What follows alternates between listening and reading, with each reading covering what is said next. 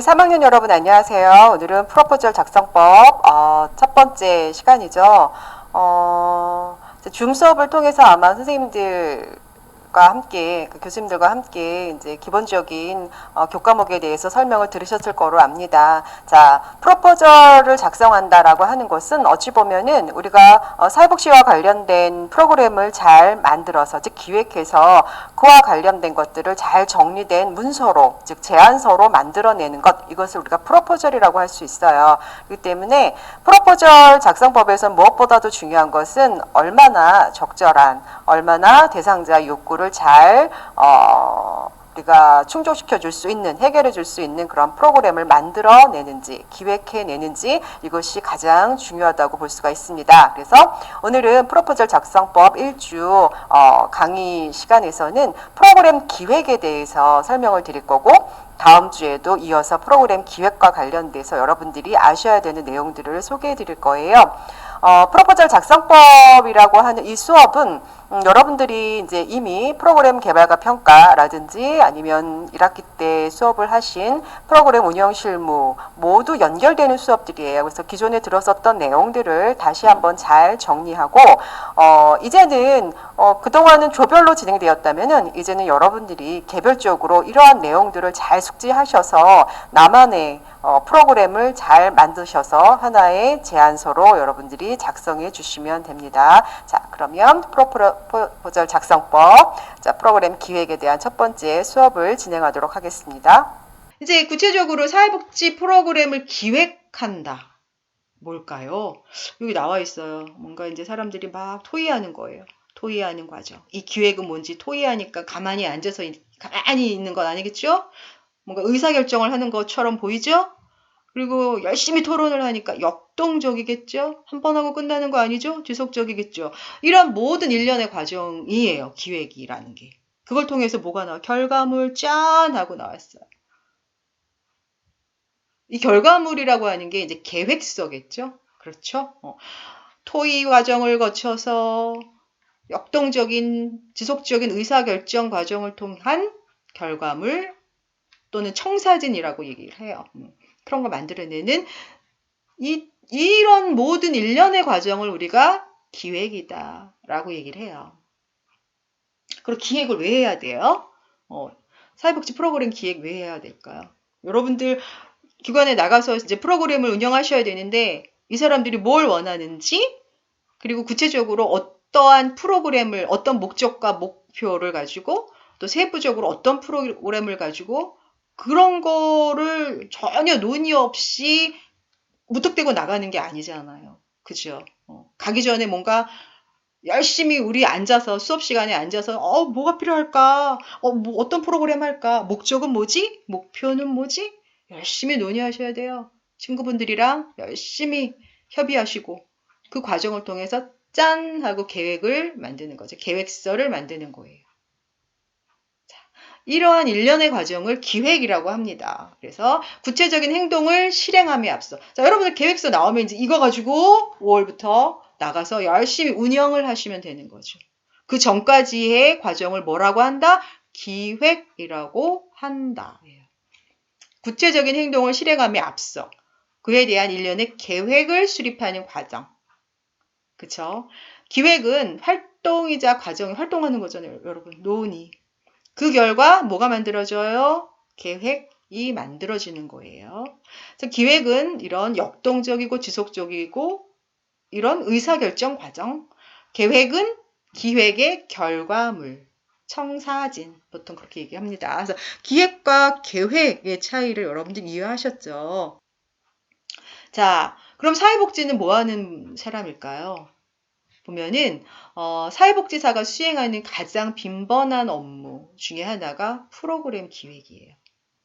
그러니까 실제로 기관에 종사하시는 분들이 그 기관을 이용하시는 많은 클라이언트들, 대상자분들의 욕구를 해결하기 위해서 뭐 이러저러한 프로그램들을 만들어요. 그리고 실제로 진행을 직접 하시기도 하시고 자원봉사자들을 통해서 그 프로그램을 진행하기도 하셔요. 하지만 그 프로그램을 만드는 건 누구다? 사회복지사다. 그죠? 그러니까 이제 프로그램 만드는 게 굉장히 중요한 업무예요. 본인들도 중요한 업무다라고 인식하고 있어요. 그러면 사회복지사는 소셜 워커가 아니라 소셜 프로그램 디자이너라고 해야 될까요? 뭐 그래도 네 괜찮을 것 같네요. 머릿속에 지금 뭐 막 디자인하는 거예요. 이번에는 우리 지역에 지역아동센터에 다니는 아이들 중에 학습 능력이 조금 아이들이 부족한 아이들이 있는데 어떻게 하면 이 아이들의 학습 능력을 향상시킬 수 있지? 막 고민을 하셔야죠. 그러면은 주변에 대학교가 수원여대가 있는데 멘토링을 한번 해볼까? 프로그램을 기획을 하는 거예요. 그래서 일주일에 한 번씩 사회복지과에 예쁜 언니들이 와서 아이들에게 예쁘고 똑똑한 언니들이 와서 다 똑똑하니까 와서 같이 아이들의 공부를 봐주면 어떨까? 디자인을 하시는 거죠. 창의적으로. 여기서 빠졌네요. 창의적으로. 그런데 이제 현실은 어떠냐? 짜증기. 그죠?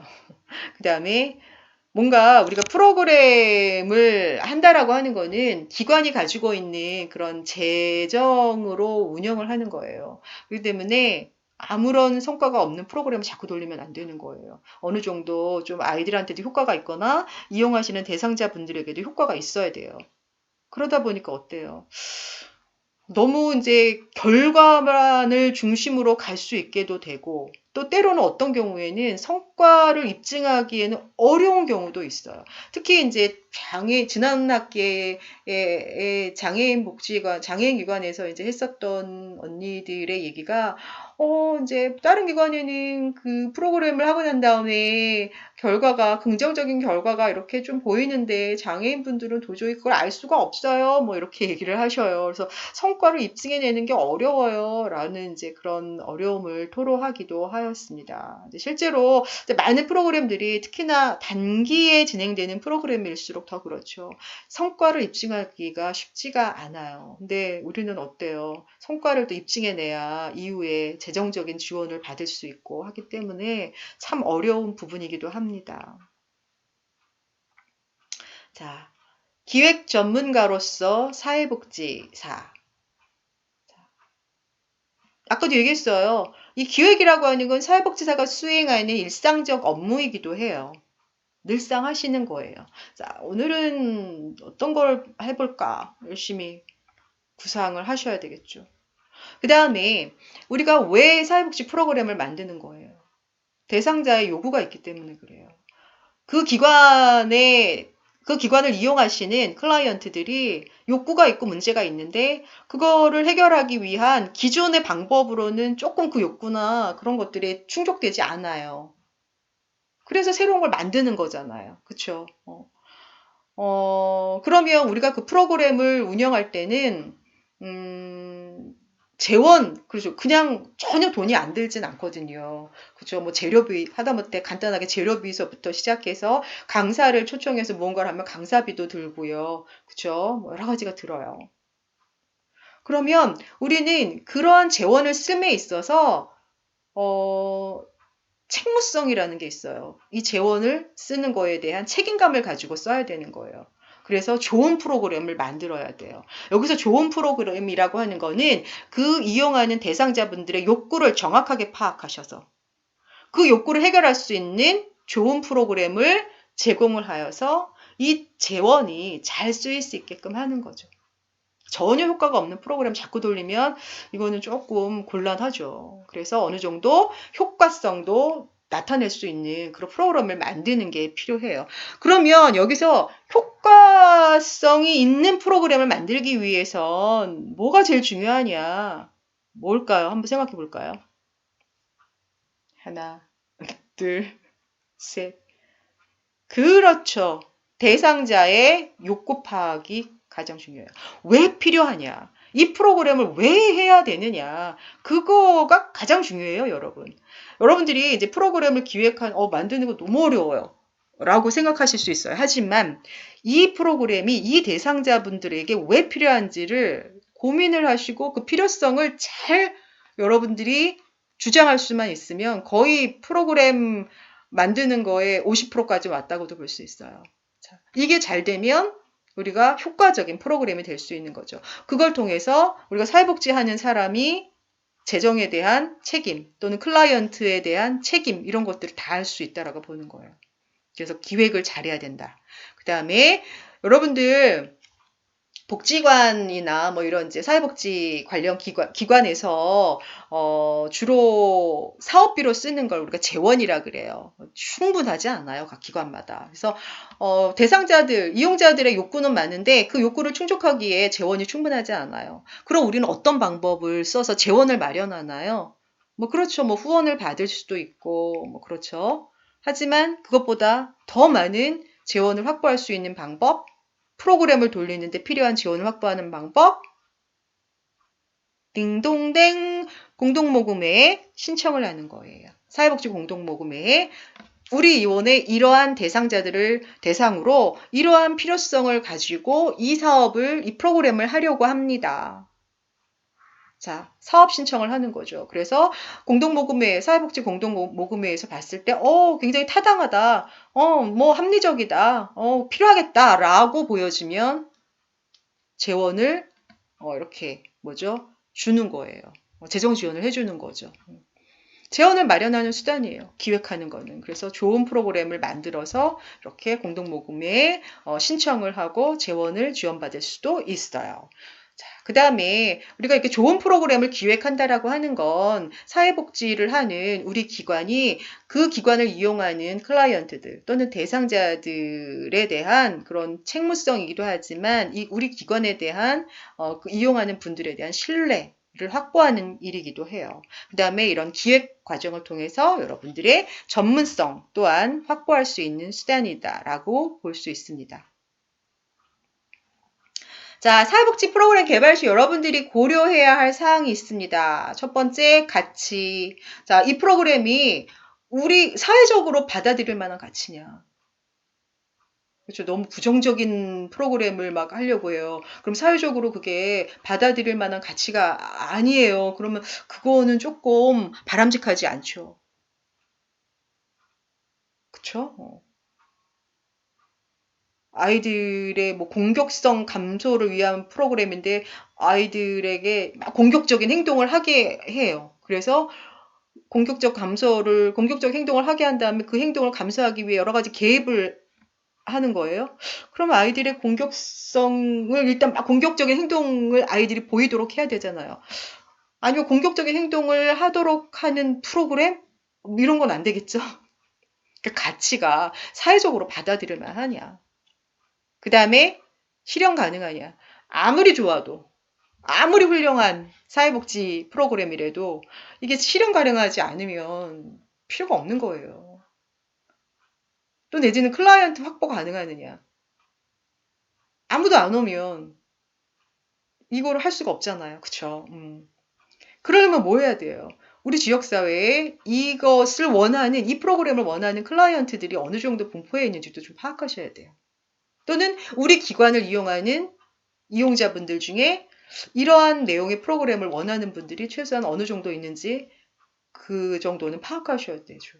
우리가 한 30명 있는 프로그램을 하려고 그래요. 근데 우리 기관에 그거에 맞는 대상자들이 한 10명도 안 돼요. 그거는 좀 곤란하겠죠. 뭐 이런 실현 가능성. 이거 너무 중요해요. 그 다음에 이 프로그램을 하기에 우리 기관은 충분하게 인력이 있는가. 전문가도 하나도 없는데 할 수는 없어요. 시설이 있는가. 강당이 필요해요. 근데 그 기간이 강당이 없어요. 그걸 맨날 빌릴 수도 없잖아요. 그쵸? 그래서 맨날 밖에 나가서 할 수는 없는 거죠. 그쵸? 여러 가지 장비가 마련되어져 있는가. 이런 것들도 고려하셔야 돼요. 실제로 여러분들이 이제 기관에 나가서 프로그램을 하시는데 굉장히 또 중요한 내용이에요. 시설이나 장비가 갖춰져 있는지도 파악하는 거. 그 다음에 이 프로그램의 합리성. 그 프로그램이 실제로 객관적인 근거에 의하여 기획됐는가예요. 즉, 객관적으로 대상자들의 욕구를 잘 파악한 것을 기반으로 만들어졌느냐예요. 그래서 그 문제가 진짜 그 대상자들에게 심각한 문제였어? 라는 거. 그 문제가 전체적으로 그분들, 클라이언트들의 문제를 포괄할 수 있을까? 이런 것들도 고려해야 하는 거죠. 그걸 고려한 가운데 이 프로그램을 만들었는가? 라는 이러한 부분이 프로그램 개발에서는 여러분들이 조금 좀 유념해 두셔야 할 부분이에요. 자, 여러분들이 이제 프로그램 개발과 기획이라는 말을 우리가 많이 혼재되어서 써요. 자, 그러면 프로그램 기획은 지금 우리가 하는 게 기획이에요. 기획이에요. 아직까지는 4월 달까지 하는 건 기획이에요. 그럼 열심히 토론해가지고 계획서 만드는 거죠. 프로그램 설계하는 거죠. 기획하고 있어요. 그러면 이제 5월 달부터 어디 가요? 기관에 나가시잖아요. 실제로 뭐 하셔야 돼요? 실행하시죠. 그럼 기관에 나가서 프로그램을 실행하시고 난 다음에 기관 슈퍼바이저에게서 피드백, 평가받고 학교에 오셔서 저하고 또는 동료들을 통해서 피드백 받고 아, 뭔가 부족해. 다시 앞으로 가요. 그 다음 주 거 프로그램 보완해요. 실행해요. 피드백 받아요. 이건 좋았어. 다시 그럼 다음 주 거에 적용할까? 계속 왔다 갔다 하죠. 이 과정이 개발 과정이에요. 그래서 이게 정말 여러분들이 이 프로그램을 한 학기 동안 잘 운영하셨어요. 그래서 정말 성공적으로 했어요. 이게 그럼 잘 개발된 거예요. 그러면 이게 모델에 대해서 다음에 누군가는 여러분들의 그 모델을 가지고 아마 그 프로그램을 할지도 몰라요. 개발된 걸 가지고 할지도 몰라요. 자, 그래서 기획은 만드는 과정, 이제 개발은 이런 전 과정을 다 포괄하는 이 내용을 우리가 개발이라고 하는 거예요. 자, 이해가 가시나요? 넘어가겠습니다. 자, 그 다음에 사회복지 프로그램 기획과정 일반적으로 이래요. 욕구 파악하죠. 필요성에 왜 우리가 이 프로그램 왜 해야 되는가. 그 다음에 목적, 목표를 여러분들이 수립하셔야 돼요. 그 다음에 프로그램을 하는 데 있어서 자원이 있는가. 그 다음에 규모가 어느 정도인가 또 파악하셔요. 그 다음에 세부 내용 파악하시고 평가, 계획 수립하시고 그 다음에 향후에 하시고 난 다음에 평가까지 했습니다. 그러면 자, 이 프로그램이 이제 쭉 진행해 보니까 이랬었고 향후에 이제 이런 식으로 다시 프로그램을 좀 더 발전시키면 좋겠다. 이게 향후 수립 계획이에요. 한류 계획이죠. 이런 전 과정이 기획 과정이라고 볼 수 있고요. 이게 이제 보통 일반적인 과정인데요. 우리가 이거를 이번 학기에는 다 다루진 않아요. 아마도 이 내용을 전반적으로 다 다루는 거는 2학기에 프로포잘 작성법에서는 이 내용을 아주 꼼꼼하게 다 다루고 써볼 거예요. 근데 이번 학기에는 첫 번째, 대상자들의 문제 및 욕구 확인, 필요성을 우리가 확인해야 돼요. 열심히 듣고, 그쵸? 뭔가 듣고, 반짝반짝 아이디어를 잘 찾으셔야죠. 그 다음에 왜 이걸 해야 하는지, 목적 및 목표를 설정해야 되죠. 그 다음에 이거를 기반으로 하여 세부 프로그램 만드세요. 1회기, 2회기, 3회기, 4회기. 4회기까지만 있는 거 아니에요. 그 다음에 평가 방법. 프로그램을 그냥 막 하는 거 아니고요. 이 프로그램이 진짜 효과적인 프로그램이었는지를 확인할 필요가 있어요. 아이고, 죄송합니다. 그러려면 어떻게 평가를 하는지, 무엇을 평가하는지 아셔야 돼요. 그 다음에 예산 수립. 실제로 우리가 학교나 기관을 통해서 지원을 받아요. 예산을 받아서 하기 때문에 그 예산을 어떻게 쓰는지, 또 어떻게 쓸 건지 먼저 결정하고 이제 실제로 다 쓰고 난 다음에 이제 어떻게 썼는지 여러분들이 작성을 하셔야죠. 그래서 우리는 이번 학기에 프로그램을 이렇게 만들 거예요. 이런 과정을 거쳐서 프로그램도 만들고 실제로 평가하고 예산 수립하고 이런 모든 것들을 다뤄볼 겁니다. 그럼 가장 먼저 뭐 해야 돼요? 첫 번째, 문제 및 욕구 확인, 누구의 프로그램을 이용하는 대상자 혹은 이용자 혹은 클라이언트. 단어 하나로 통일할게요. 클라이언트라고 할게요. 자, 대상자라고 했네요. 또 여기는. 그럽시다. 대상자. 대상자의 욕구 확인. 일단 이제 욕구하면 욕구와 똑같은 말 뭘까요? 문제라고 하기도 해요. 뭔가 욕구가 있으면 그게 채워지지 않을 때 문제가 되기도 하고. 그렇죠. 그래서 문제 혹은 욕구 우리가 사회복지하면서 많이 들은 단어죠. 자, 그러면 욕구의 종류에 대해서 브래드쇼라고 하는 사람은 이렇게 4가지 욕구가 있다라고 얘기했어요. 규범적인 욕구는 전문가들이 규정한 거예요. 저소득 가정 아동들은 이런 욕구가 있을 것이다. 이렇게 규정을 하죠. 그다음에 인지적인 욕구는 클라이언트들이 느낀 거예요. 클라이언트로부터의 정보다라 그랬어요. 클라이언트들이 느껴요. 인지적인 거는. 내가 이런 거 있으면 좋겠는데, 이런 거 했으면 좋겠다. 이거 하고 싶다. 이런 거예요. 그런데 아직까지는 표출되지 않았어요. 표출적 욕구는 자, 수요 조사를 했어요. 기관에서. 욕구 조사를 해서 쭉쭉쭉 이런 욕구가 있다. 첫 번째, 영화관 가고 싶어요. 두 번째, 체육하고 싶어요. 세 번째, 소풍 가고 싶어요. 이런 욕구를 이제 쭉 욕구 조사를 해갖고 순서 매겼어요. 내지는, 우리 기관에서 요번에 문화체험 프로그램을 할 거예요. 10명 선착순입니다. 했더니 100명 왔어요. 사람들의 욕구가 이렇게 다양하구나. 라는 걸 알 수 있는 거예요. 자, 서비스를 이용하는 기관의, 분들에 의한, 그러니까 그런 욕구 조사. 역시 표출된 욕구죠. 표출한 거는 뭐야? 나 이거 할 거예요. 해주세요. 하고 표출한 거죠. 그 다음에 실제로 대기자가 이렇게 많다라고 하는 것도, 그만큼 이런 욕구가 많구나라는 걸 확인할 수 있는 거예요. 상대적 욕구는 타 지역과 비교해 봤을 때 우리 지역 사회의 양이 너무 적어. 타 지역과 비교해 봤을 때 우리 지역 사회는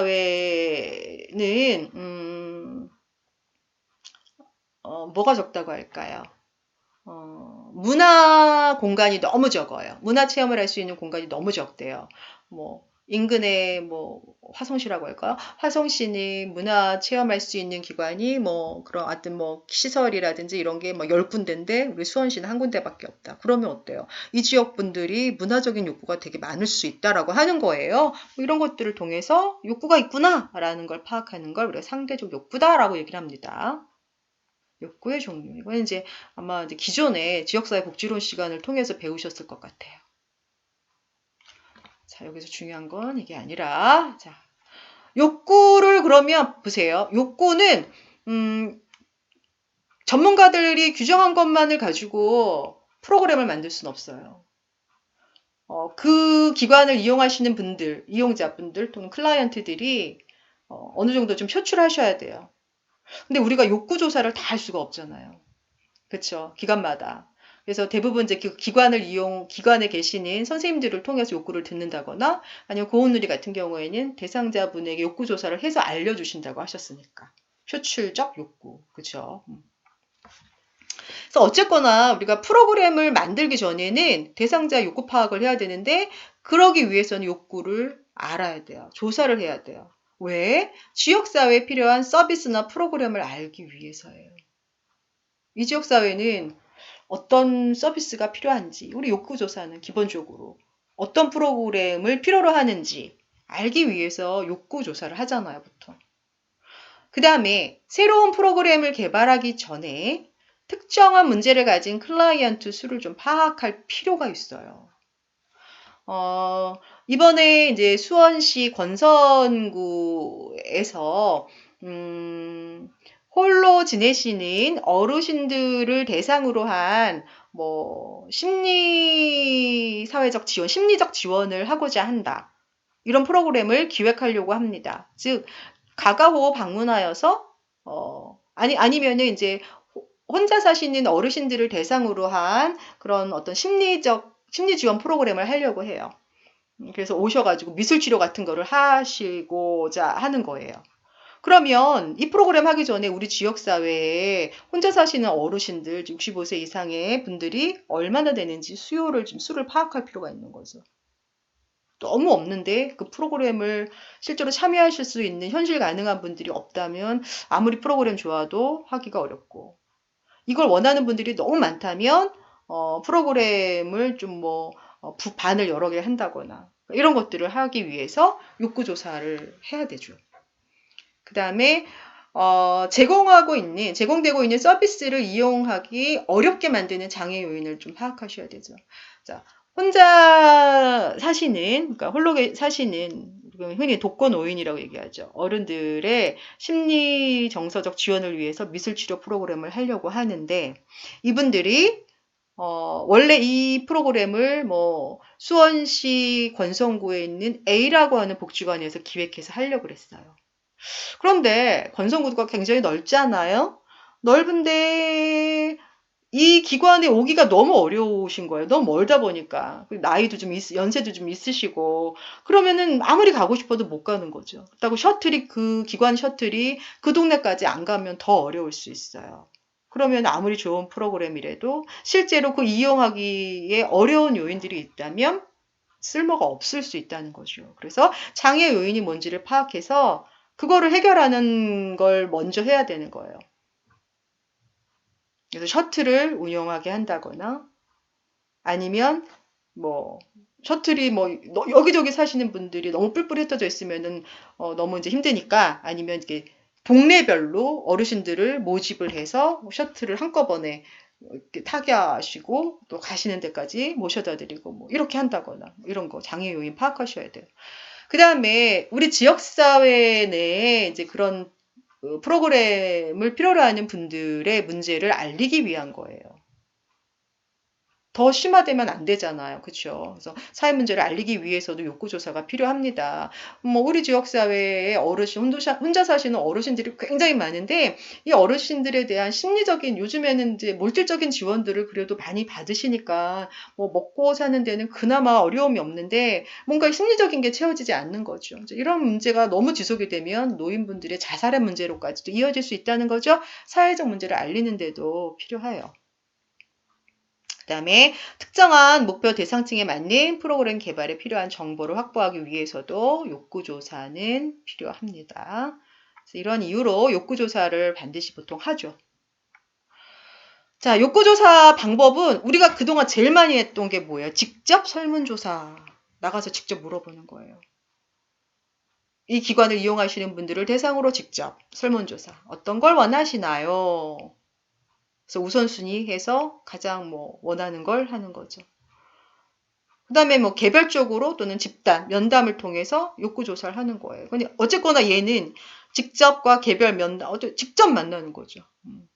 설문을 통해서 내지는 면담을 통해서. 우리가 이렇게 하면 가장 좋죠. 가장 좋은데 현실적으로 이게 가능하지 않은 경우들이 많아요. 그랬을 때는 어떻게 하느냐? 1번의 경우를 가장 많이 하죠. 뭡니까? 기존의 통계 자료, 연구 자료를 활용하는 거예요. 통계 자료를 활용해서 이게 이렇게 문제입니다라고 보여주는 거죠. 그 다음에 기존의 연구 자료, 논문이라든지 이런 것들을 통해서 자, 이런 문제가 있다고 하네요 라고 얘기를 해주는 거예요. 이론을 통해서 또 욕구를 찾아내는 거죠. 그래서 이 방법을 활용한 것들을 또 많이 하기도 합니다. 그래서 자, 이렇게 욕구 조사를 할 수 있고요.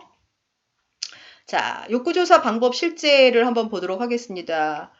이슈 발견, 문제, 뭐가 문제인지 발견하셔야 되죠. 그래서 자료 조사하시는 거예요.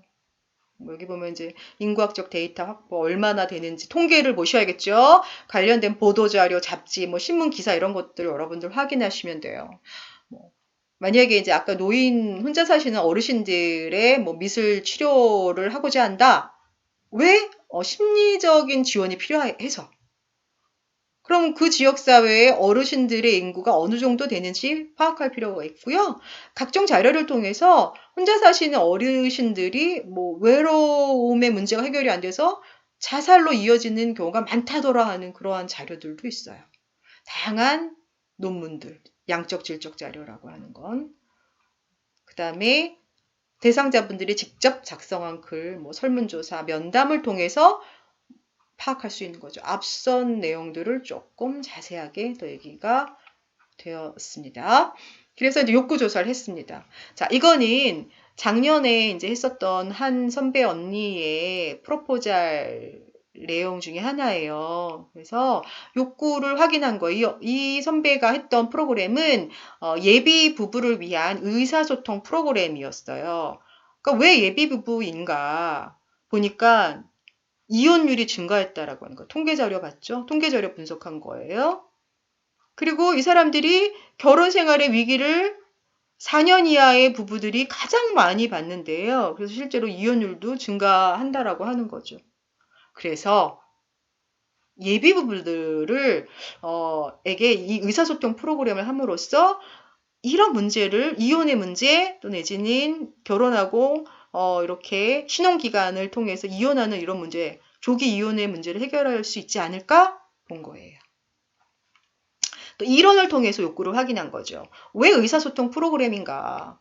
자, 갈등이나 뭐 이런 것들을 해결하는 거, 이런 것들이 가장 좋은 해결 방법은 의사소통을 잘할 수 있게 하는 거다. 그래서 의사소통에 대한 이론을 접목시켜서 이 예비 부부의 이런 이혼의 문제를 해결할 수 있을 것 같다. 라고 욕구를 확인하고 이 프로그램의 필요성을 주장을 한 거예요. 자, 통계 자료 계속 분석을 했죠. 이 선배는 세종시에서 이 프로그램을 하기를 원했어요. 왜 세종시인가? 도 파악을 해야겠죠. 세종시에는요, 신혼부부들이 굉장히 일단 많대요. 신혼부부들이 새로운 거주지로 세종시를 막 되게 좋아한다고 하네요. 그러니까 일단 신혼부부가 많은 거예요. 근데 아까 얘기했죠.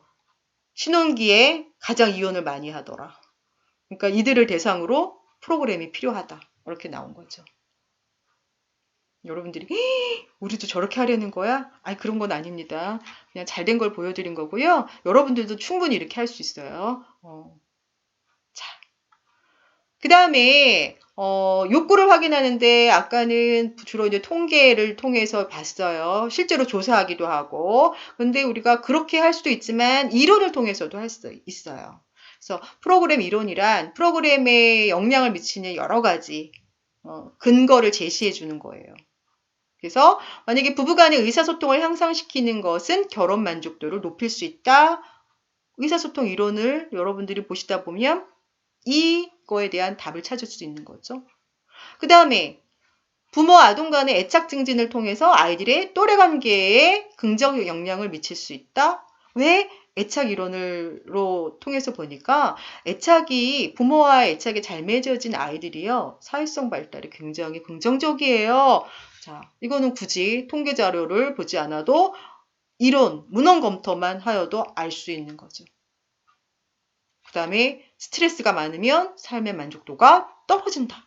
이것도 어디 나와요? 스트레스 이론에 나오죠. 그래서 우리가 통계 자료를 보지 않아도 이런 이론들을 통해서도 대상자의 욕구를 확인해 볼 수가 있는 거예요. 들으셨나요? 다음 주에도 이제 이어서 사회복지 프로그램 기획 과정에서 여러분들이 이제 아셔야 되는 내용들 다시 한번 소개해 드리도록 하겠습니다. 오늘 수고 많으셨습니다.